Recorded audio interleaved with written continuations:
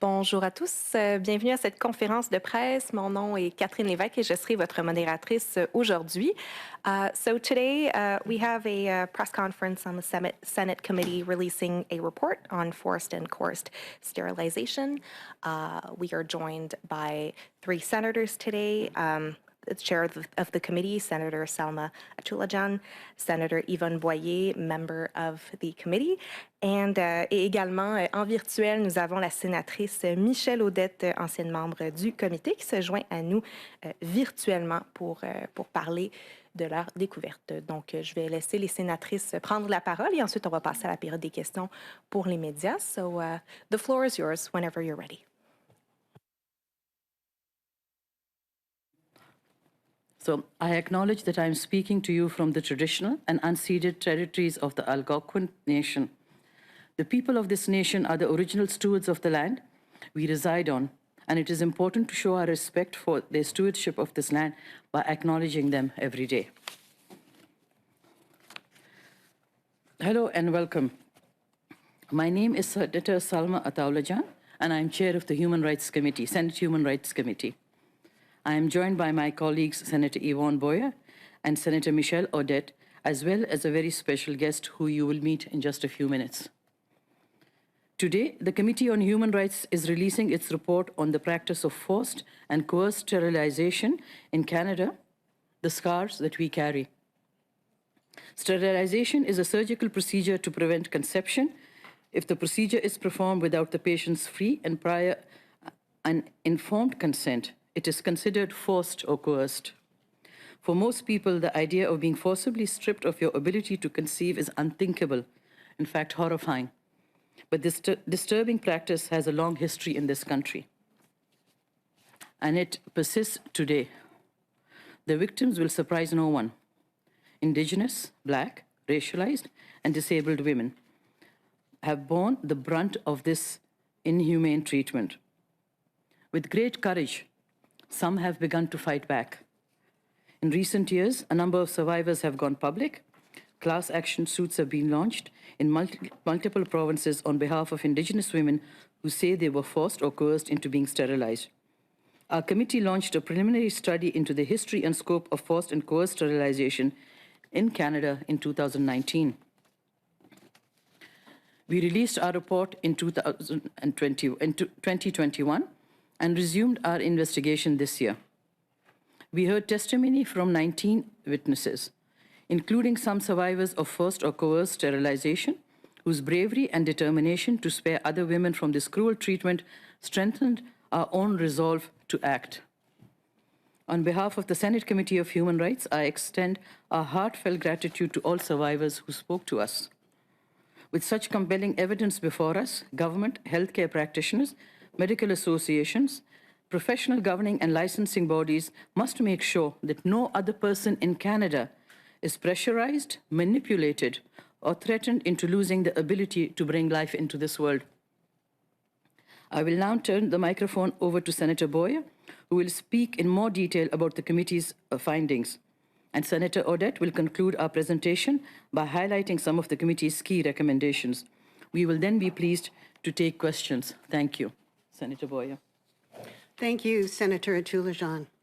I'd also like to thank and acknowledge the bravery of the survivors who came forward and told their powerful truths to the committee. To them, I say merci, miigwech. Each and every one of you have made a difference. By speaking your truths, you have helped blaze a trail for the others to speak up. One by one, survivors of forced and coerced sterilization are speaking out and saying, no more. Their truths have guided our work, and their truths must continue to guide the way forward. The testimony that we heard was passionate, it was moving, and for many, shocking. But for those of us who have lived with or experienced racism in Canada's healthcare system, these stories are all too familiar. The report details the many findings that arose from our study of this issue. Each section is worthy of its own press conference, but I'll highlight some for you now. All the survivors who testified before our committee described how they were sterilized without their free, prior, and informed consent. These scenarios included medical staff outright threatening patients and misinforming them about the need for sterilization. In some cases, medical staff did not request consent at all. The study also underscored the link between racism in Canada's healthcare system and the practice of forced and coerced sterilization. The survivors who testified were unequivocal. They believed that racism was the driving force behind their unwanted sterilizations. Additionally, the repercussions of forced and coerced sterilization are extensive, lasting, and devastating. On top of the trauma of undergoing the procedure itself, witnesses described long-term health and psychological effects, including depression, anxiety, and loss of trust in the medical system.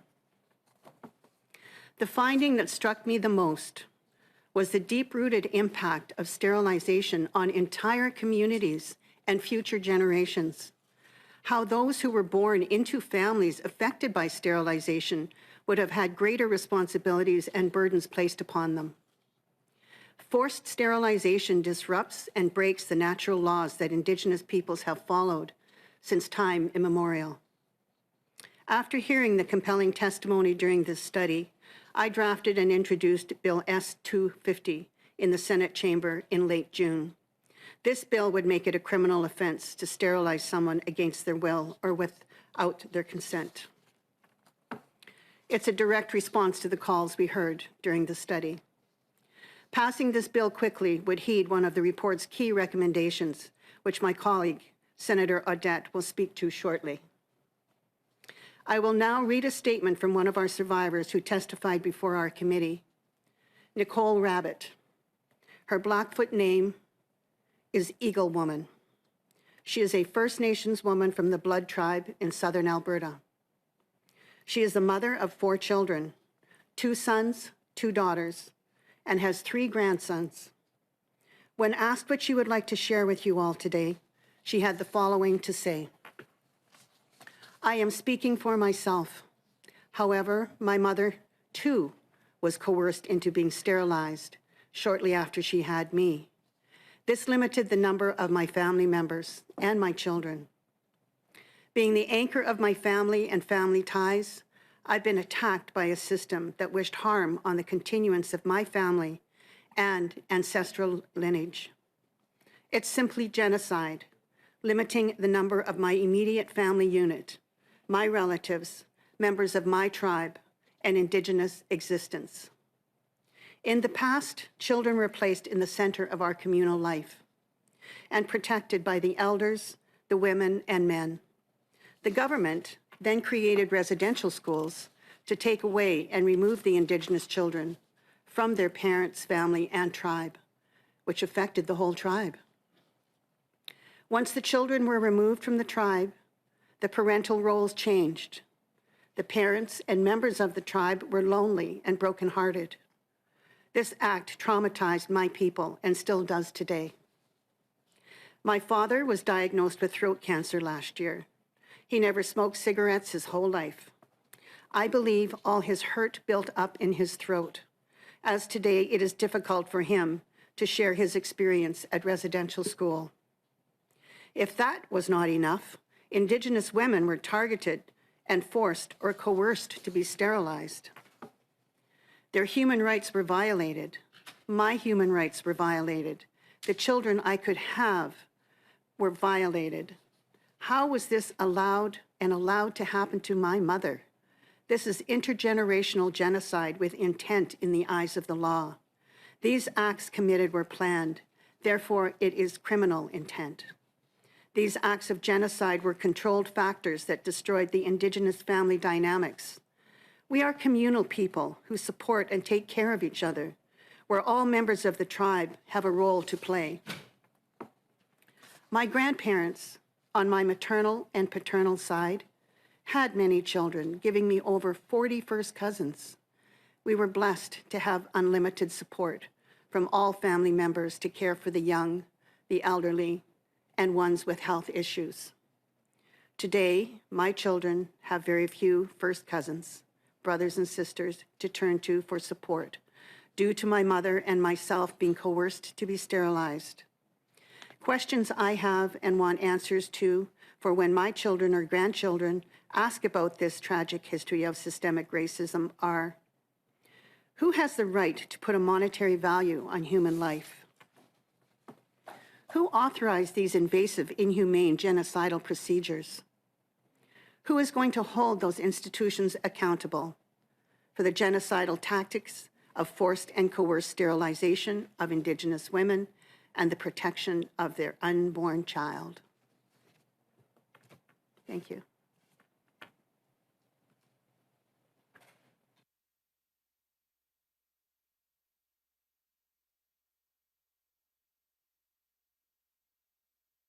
Senator Audette.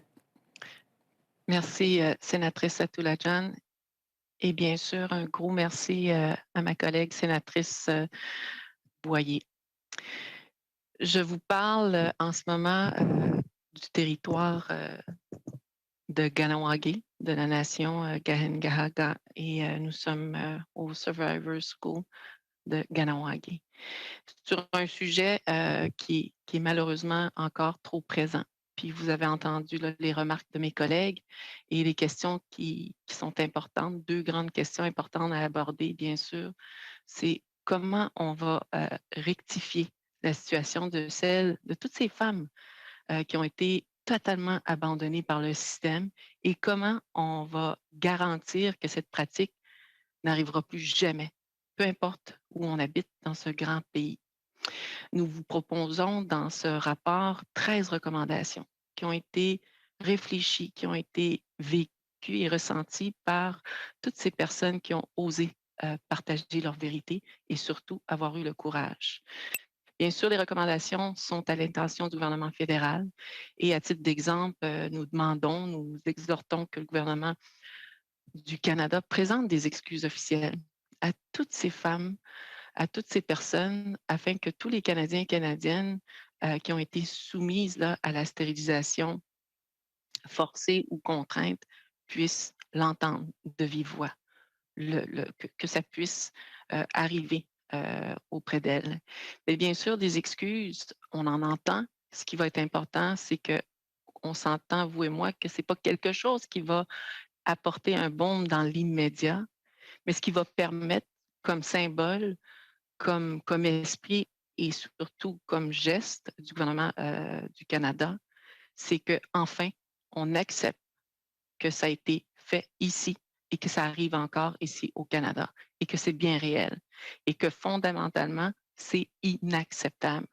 Le comité, d'ailleurs, dans son rapport, demande au gouvernement fédéral d'élaborer un régime de dédommagement des survivantes sur la stérilisation forcée et contrainte et surtout avec la participation de ces femmes.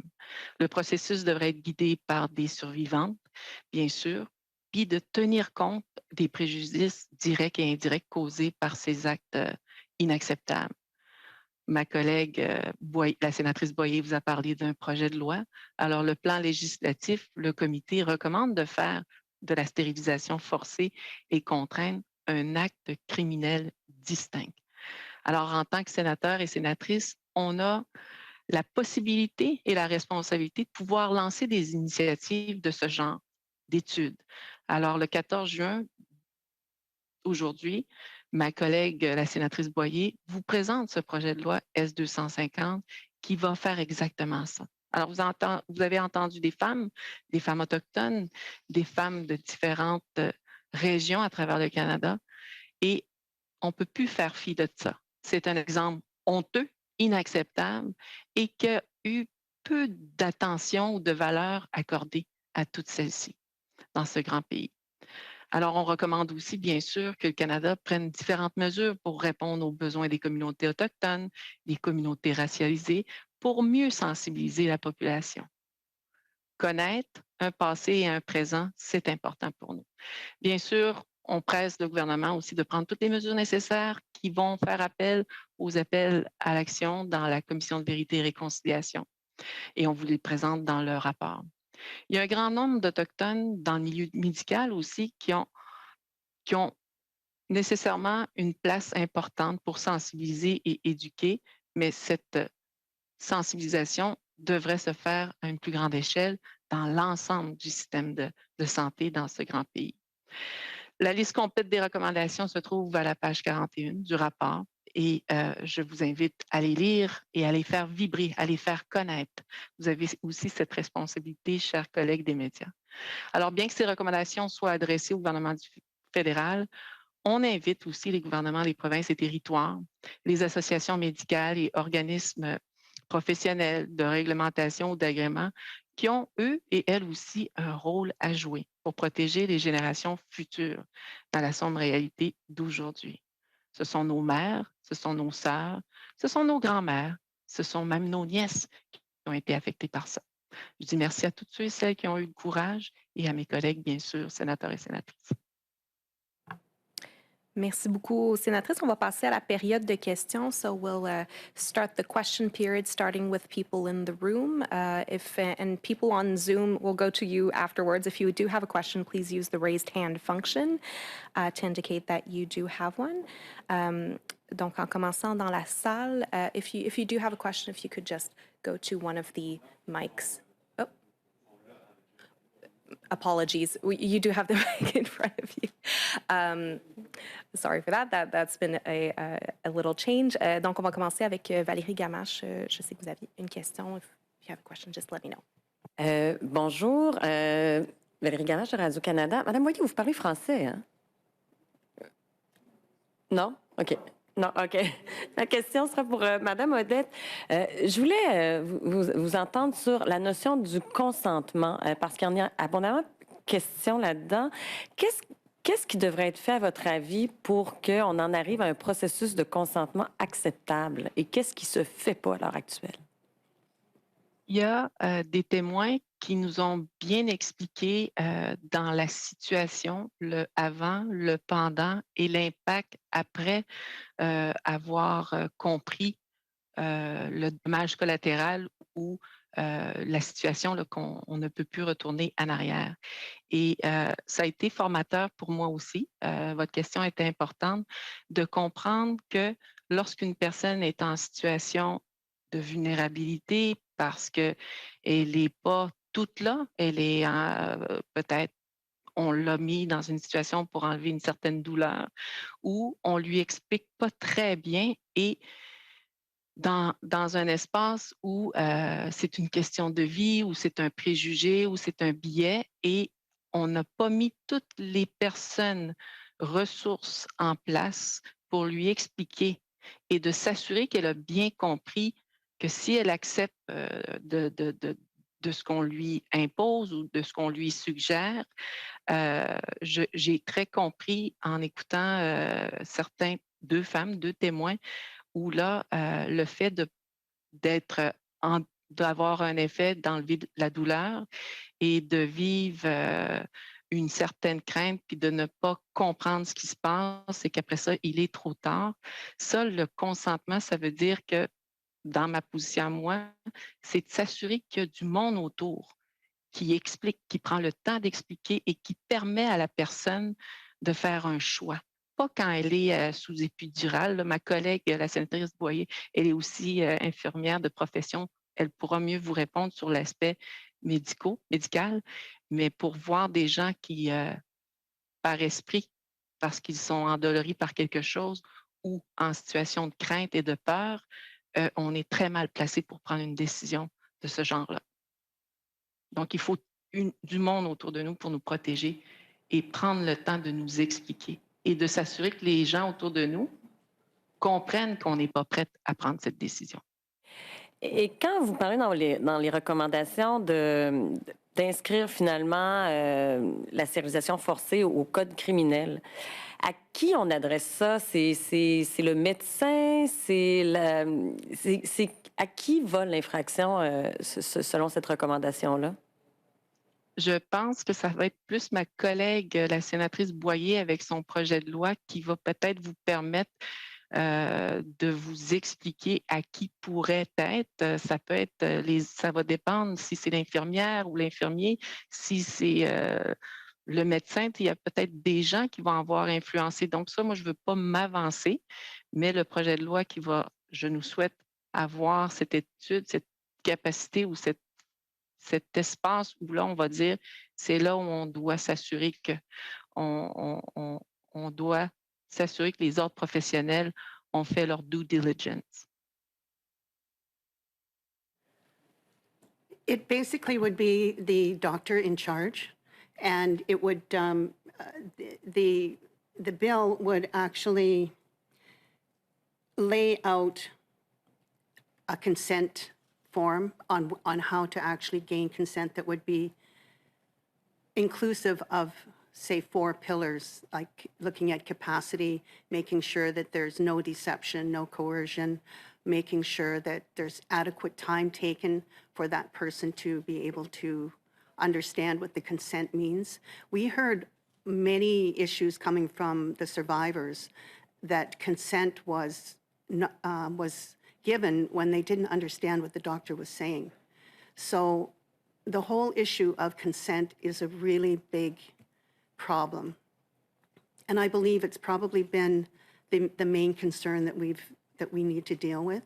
Within this bill, we have consent addressed in the bill. We also have a final consent as well, that the patients are provided one last opportunity before the procedure takes place if they have consented.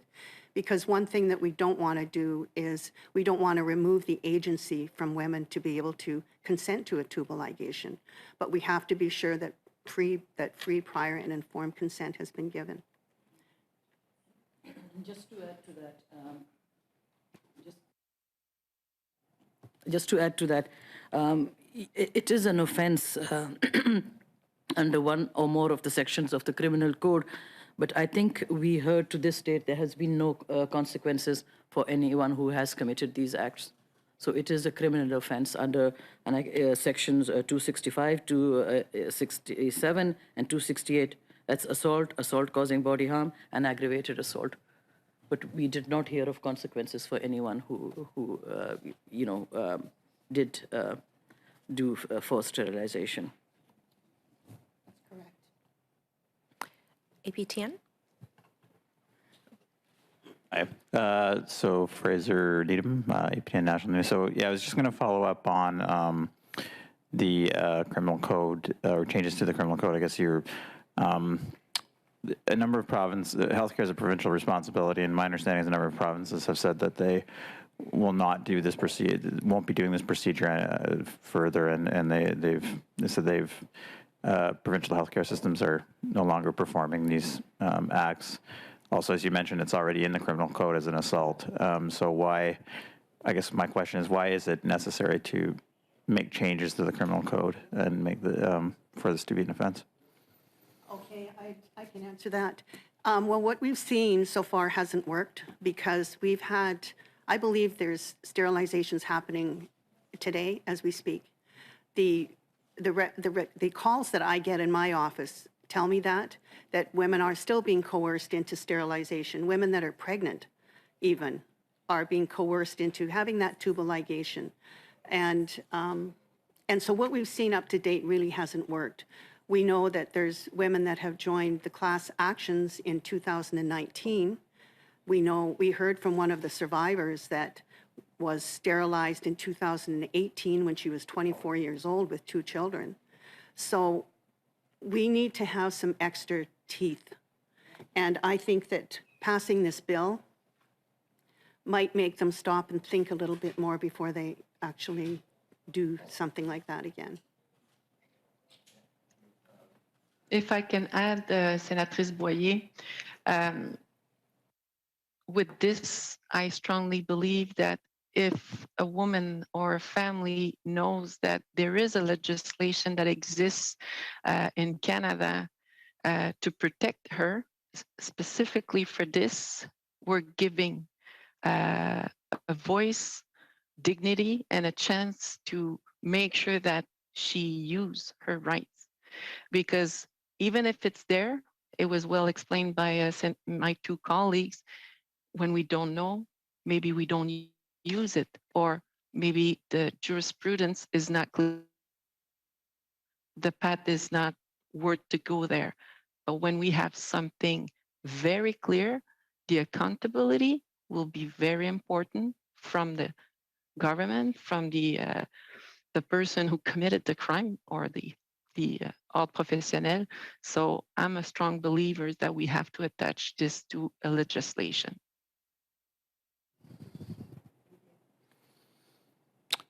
Yeah, and sorry, my follow-up would be, how difficult has it been to obtain reliable data on this issue? A lot of the, well, actually in Saskatchewan, on their healthcare cards, status Indians have an R. So the data getting it from Saskatchewan is not as difficult as other provinces, because when they show the hospital their card, it identifies them immediately as being First Nations and subject to probably worse health care than somebody that doesn't have an R on their card. So the data in Saskatchewan we've been able to access that. We are accessing data from various sources. My office has been acting like a clearinghouse, actually. So we've been doing everything that we can to bring as much data to the forefront as possible. However, that's one of our recommendations, is to get a very reliable data system in, and to be able to know for sure how many people have been sterilized against their will.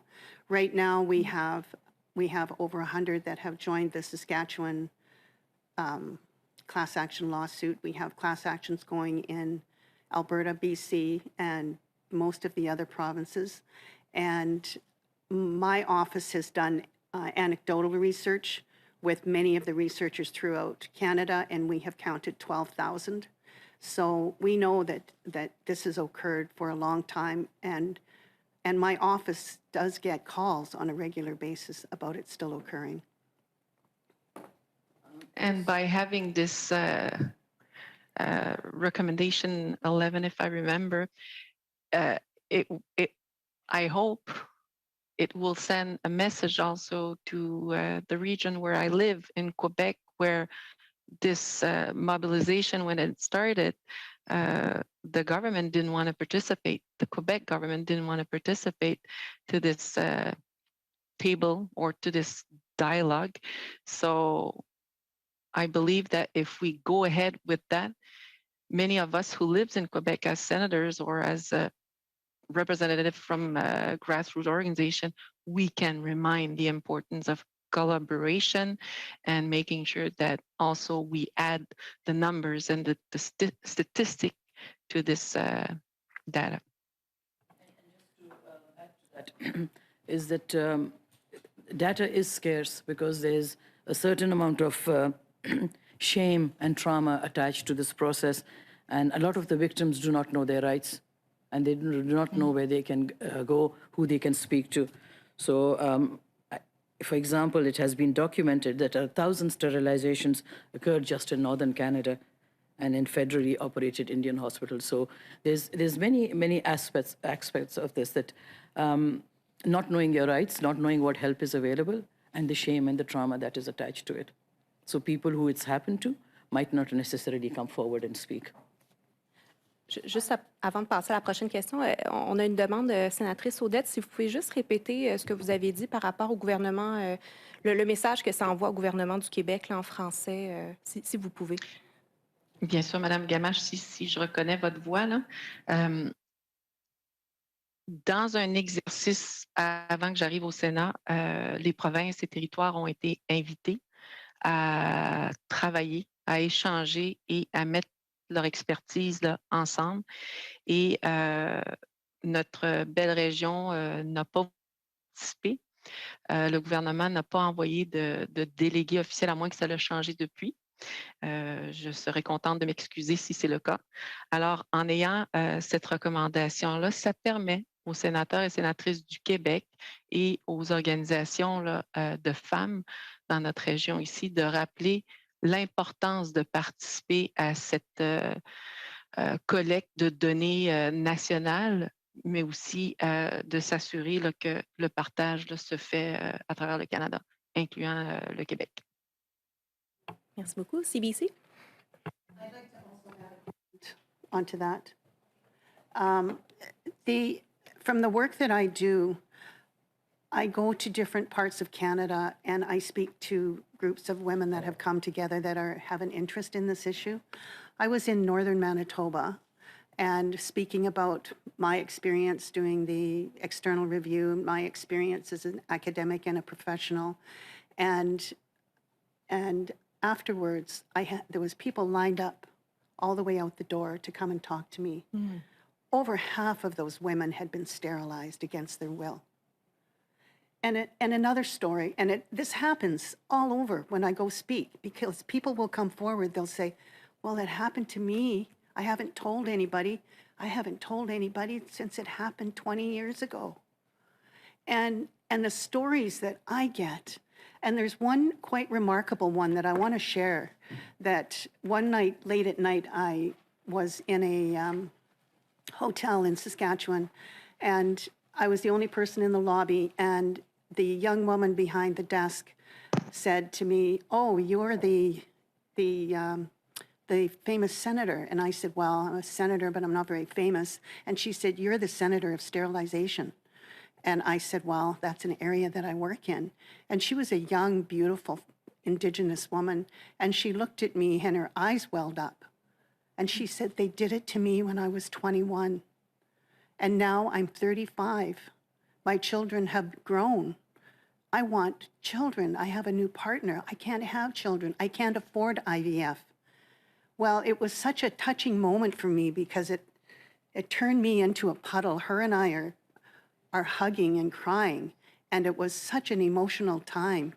And I see this all the time. These young women, 35 years old, they've sterilized me. I need IVF. I don't have $15,000 for that. That's why we're talking about these recommendations. And the recommendations of compensation and looking at the women that have been sterilized and being able to help them. There was the young woman that I mentioned earlier that was sterilized when she was 24 years old, and she's 28 now. She's, in her testimony, she says, we're saving up. We're saving up so we can try to have a baby. She doesn't, she's poor. She works at Tim Hortons. Anyway, that was my comments. Thank you. Good morning, Marina von Stackelberg with CBC News. Obviously, this bill is hoping to prevent this practice. Are you hoping that it offers anything to the survivors that have had this done to them, and what would that be? I would like to see a government compensation package. I would like to see a holistic approach. We've studied this. This happened in many other parts of the world as well. We've been working with Peru. Peru, over 200,000 Indigenous women were sterilized in the Fujimori regime. Now these women have come together and said, no more. We want compensation, and they won their case. And they have a compensation package that looks at a holistic way of dealing with this pain that doesn't just affect one person, because we hear this from the survivors as well. They don't trust the hospital. They don't trust the system. They don't even let their kids go. They're in danger. They need a healthcare system, and they need reparation that is addressed to them, to their special needs as a survivor of this. We've heard from Nicole Rabbit, who talked about her whole family being affected for generations and generations. And this is what I think needs to happen. We need to look at a holistic approach at how can we help these women and their families and the legacy that is coming from each sterilization of the cutting of those fallopian tubes. My comments. And we need to have the trust that was broken. We need to have that trust restored. We need for these women to feel safe when they go into hospitals or they go into any kind of healthcare system, that they will be looked after. And, it's very difficult to break that. The trust that has been broken, it's going to take a long time for them to feel safe again. We don't want any Canadian feeling unsafe when they go into their local hospitals for procedures. One of the things that we heard that is one of the greatest fears is, will this happen to my daughters? And we hear, yes, it's happening to the daughters. It's happening to the nieces. It's happening to them. We have to stop it. This leads actually into my next question, which is you mentioned how hard it is to get data, to get an idea as to how prevalent this is. Do you have an idea from the research that you've done just how much this is happening present day and maybe where it is happening more frequently? It's definitely in higher Indigenous populations, that's for sure. We also know it's happening in the African Nova Scotia population as well, because they have with this second report, we've heard testimony from 2 witnesses that said, there's no babies in our community. There are no babies in our community. All the women have been given hysterectomies. So I don't know, like really, I don't have hardcore data. We need that. We need a system. We need a system in place to do that, and I'm hoping that could be part of the compensation package as well. So just to clarify, some sort of reporting system so that if women or people who have had this done come forward, you can have a way of keeping track of it? Exactly, and probably a helpline that people can call when it's happened, because the calls that I get is, here's a typical, for instance, call I get. Senator Boyer, I've been trying to have a baby for 5 years, and I can't. And I remember signing a paper a long time ago. And so my response is, I'm going to tell you how to get your health records, and I'm going to help you decipher them. And then we'll go from there. And that's part of what I do, is I help the women one at a time. If they may want legal action, they may not. They may want somebody to talk to. They may want a group of women to talk to, other survivors. They may be very angry. They may need counseling. We send them to counseling that is available to everyone. And we do the best that we can, but I'm a senator. This is not, we need a national dedicated scope for this in every province. And we need a central registry, and we need this to happen now. And just to add to what my colleague has said, Senator Boyer, if you remember, one of the survivors, she didn't even know she had been sterilized. She had been trying to get pregnant, and she didn't know why she couldn't get pregnant until she went for a checkup. Hi, Marcia McLeod with the Globe and Mail. Thanks for all of your remarks today. I was wondering, with respect to the testimony that you heard from Ms. Lombard around there being no consequences that she was aware of for a forced or coerced sterilization, what you all made of that? Like, what was your reaction to that, or your thoughts on hearing that? Well, it's true. I mean, that's pretty clear. We have the Northwest Territories case that I'm sure you've heard of, is the young woman had said that she was sterilized against her will in 2019, and the doctor pipes up and said, no, that didn't happen. So we've got, what consequences? Now he's got the CMPA to, help him. He's got bags of money. This woman is probably also working for minimum wage. So what she says is true. What consequences have there been? I know the RCMP did have I had talked to Brenda Lucky, Commissioner Lucky, and she wanted to talk to women that had been sterilized and try to hunt them down, but that didn't work out very well because there's actually no trust between the women that have been sterilized and the police. So then I get the calls from the women saying, there's RCMP at my door. They're demanding to talk to me about who sterilized me. What do I do? Okay, that's part of my job. These women that are in crisis. So no, Ms. Lombard is absolutely correct. I think what happens is that the survivors, they have to deal with the trauma on their own.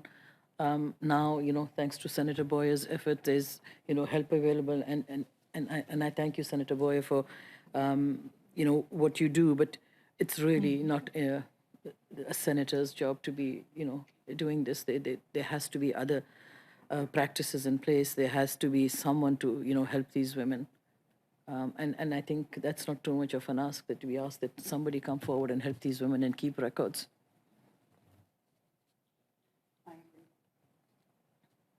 Did you have a follow-up? And apologies, I wasn't trying to imply that or ask you to speak to whether you thought it was true, but more so just whether you felt the frustration, the anger. My follow-up was just what reaction, Senator Boyer, you received to S250, and kind of what maybe you heard from some folks upon introducing that. The women are overjoyed. I wanted to introduce it before the end of June so that it would give them a little hope.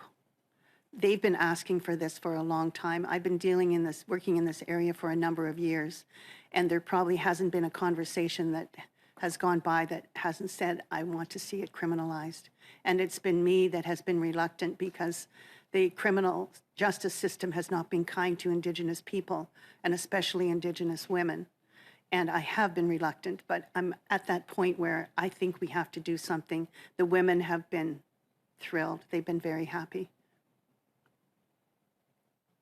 Okay, we're going to go to the Canadian press, but we do have another press conference around noon, so if we could just keep the questions and the answers a little bit tighter, that would be greatly appreciated, because we still have questions on Zoom as well.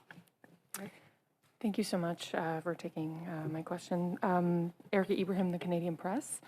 I saw that the first recommendation is for the government to put forward legislation that would make forced and coerced sterilization a criminal offense. And I was wondering whether conversations have begun with the Justice Minister or with any other ministers. I was wondering if you could say more on that.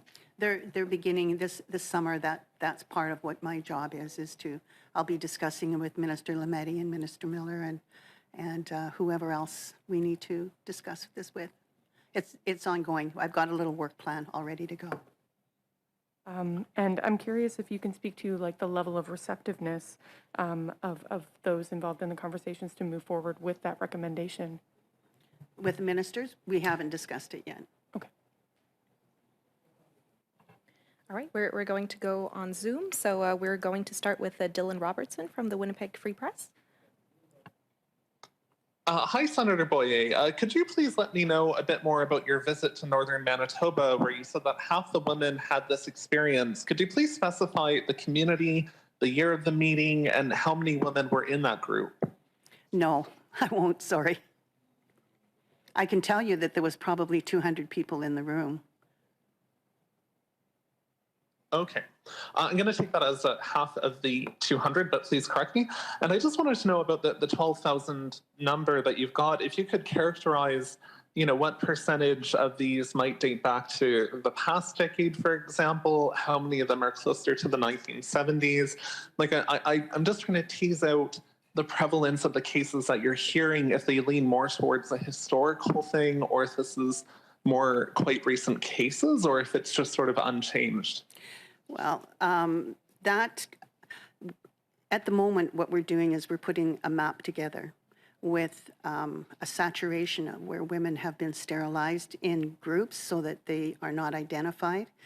So that's something you can keep an eye on my website. That will be up as soon as we can. And historically, we know that there's been, say, for instance, 26% of all the women that lived in Igloolik were sterilized. We know that there's, Senator Ataullahjan mentioned the North. We've heard bits and pieces throughout Canada. The best way I can answer your question is to just wait until our maps are out, and we're working diligently on that as well. And historically, we are trying to go back as far as we can to find out what Indigenous women were sterilized during when eugenics were the law in British Columbia and Alberta, and so we're going back that far as best we can. So we've got people working on it. Thank you. Sorry, if I can add the importance of, if women knew, no matter which generation, knew clearly and understanding clearly of what we're doing today, we would have so many calls. And just in Quebec, since when we finished the national inquiry, we started to have some women who wanted to come and speak about this, but we had to close and went down the national inquiry. But we knew that Senator Boyer was working on this. So in Quebec, more and more we will hear some women didn't know that they have a, I don't know what it is in English, un stérilet.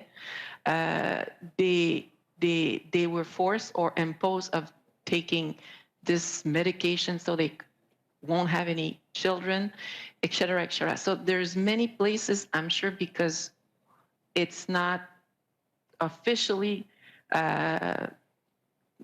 what's the right, people don't know or they didn't hear about this. In some region, you would see the numbers increasing. Some passed away, sad to say, and some are still alive. And we have young women who didn't understand that they had the right. Even at the Joliette Hospital, Joyce Echaquan was forced to think about to do this action also. There's many stories that didn't reach us yet. So we have to remember that there's places, more we will explain, more we will share, that it's possible to come and share their stories or to be part of this. I have a strong feeling that the numbers will, sadly to say, increase. And last question on Zoom will go to Palak Mangat from Politics Today. Hi, thanks for taking my question. This is for, I would suspect, Senator Boyer as well. I did have a question around sort of the level of support you've gotten from the government, but I do take your point that conversations haven't begun and they will throughout the summer. I'm wondering, do you have thoughts on what kind of, I guess, proactive efforts need to be made from officials to kind of become alert to this and understand where it could be happening? I know that, I don't know whether the right word is, what signs there are, but I'm just curious around how effectively officials can actually identify instances where this might be happening, or does that expertise currently exist at all in your mind? Well, the main thing is survivors have to be talked to. If the government is consulting with people who are not survivors and getting all their information from other sources, then they don't have very valid information. So that's number one, is the survivors have to be consulted themselves. They have to direct the process. And that's something I've been saying the whole time. It has to be that way, or don't bother doing it. And just my follow-up is sort of around the recommendation around data collection too. And it says, that's an effort to better understand sort of the scale of the problem. And I guess my question is just, is there a difficulty of governments sort of retroactively shedding a light on this, and how do you hope to address some of the fears that because it is underreported, not everyone may be captured and some people may inevitably fall through the cracks? Well, that's true. I know that there is jurisdictional difficulty with the federal and provincial governments, and Senator Audette mentioned that a little bit earlier with Quebec not attending. I believe there was a roundtable in about 2019 that Quebec did not attend, and the provinces and the federal government had put a roundtable together to look at some of these issues, and then we had COVID and things just sort of fell away. The federal government has worked very hard at addressing racism in healthcare, and I have to say that they have worked hard in that. There are very many provincial initiatives going on, even in British Columbia, the First Nations Health Authority, and some of the BC physicians are working in women's maternal health, and they're doing a really good job in their consent forms and making sure that the consent is actually a valid, it's free, prior, and informed. And I have been working with them on that as well. So I think BC right now is a leader in the area. These are things that really need to come from a national body. And we need to be looking at a national body, like I said, that is inclusive of the federal government and the provincial governments, and working together to eradicate this once and for all. All right, so these are all the questions we had, and this will end the press conference. So thank you so much for your time and for answering all the reporters' great questions, and wishing you a great day. Merci beaucoup.